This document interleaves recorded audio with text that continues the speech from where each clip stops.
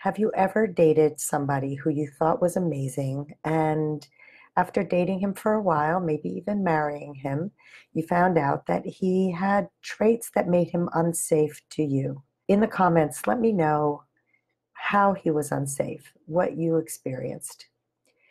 Tonight, I'm going to review 10 character traits of men who are unsafe to date. It's really important that we recognize these traits. And I have been listening to the book called Safe People, How to Find Relationships That Are Good for You and Avoid Those Who Aren't, by Henry Cloud and John Towson. And these are some of the qualities that they have described in the book, and I wanted to share them with you because I think they're really, really important. Trait number one is these are men who act like they have it all together and they don't express any vulnerability at all. You end up feeling like you're the weak one and you depend on them who are the strong one. But without vulnerability, there is absolutely no intimacy. Number two is they are defensive and they're not open to feedback.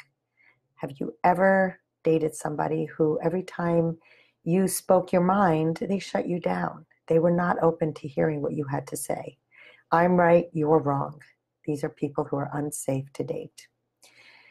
Number three is they are self-righteous, not humble. So there's a big difference between humility and somebody who is self-righteous. And self-righteousness is they walk around thinking they are always right. They are not humble at all. And we have to be careful with the word humility because I think that a lot of times we think of humility as a good character trait in the sense that we should just downplay who we are. And many of us were told to just quiet down, don't be too bold, don't be cocky, don't be arrogant. And what happened is we often suppressed ourselves and didn't even show up as the true us. And so it's important, if you're going to look at humility, to look at it as the opposite of arrogance and the opposite of self-righteousness. But it doesn't mean not talking about your good qualities. It doesn't mean hiding who you are in order to make a man feel better about who he is. We need to show up in our full glory in order to attract a man who is also humble and yet knows and loves himself.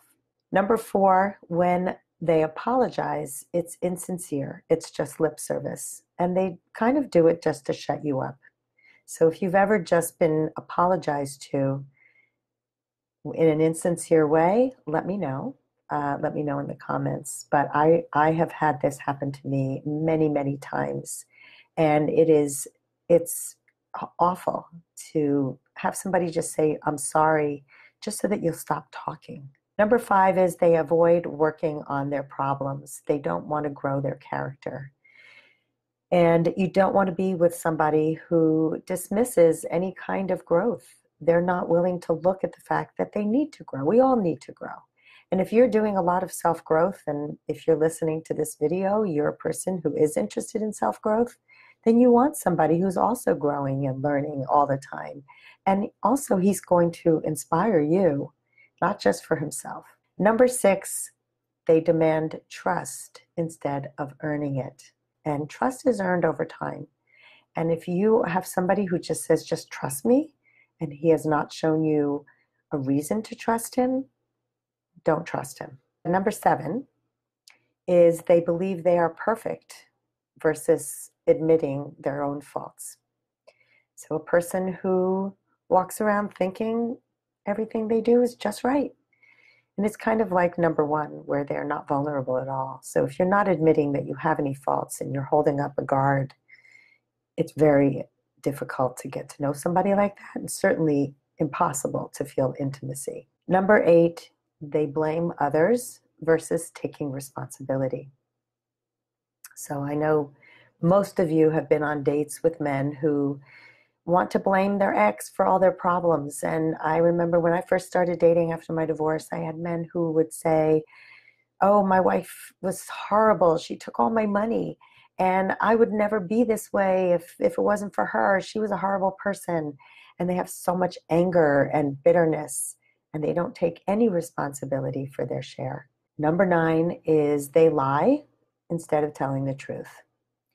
Honesty is the bedrock of a healthy relationship. And if a person is lying to you and you can tell, their truths don't line up. I mean, you can see that from the start usually. Some people are crafty and they will lie and it'll look good to you and you want to believe their lies. But you need to really look beyond the words and see what the actions are and see how they line up. Because a person who is lying to you is going to keep on lying to you. They're covering up something. And if you can't have trust, which we just talked about, and honesty, you don't have a relationship. Number 10 is a person who is stagnant, a person who just does not grow. And all the people that I know, all the people I work with, are all growth-oriented people who admit that there's always more to learn. And so if you want to be in a healthy relationship, you want to be with somebody who says, yes, let's grow together. Let's do things together to grow. So that's my list of 10. And I would love to hear from you and let me know which, if any of these 10 have shown up in your past relationships. Because if any of them show up, you've got to confront it right away. You don't want to get into a relationship and give yourself over to somebody who is not worthy of you. If you want to know why you keep attracting in men like this and how to attract in a healthy relationship, let me know if you're just tired. Let me know if you're tired of this. Like, I had to be sick and tired of this to do the work, to hire somebody who could help me attract in the kind of relationships that would value who I was as a person. Not where I had to feel like I was going to morph into a pretzel and be something I wasn't in order to please somebody who was not good for me. So if you are that woman, if you have been stuck in these relationships, I'd love to get on a conversation with you, a half-hour conversation, and let's get to the bottom of this. Let's find your blind spots and figure out what is getting in the way of you having the love you want.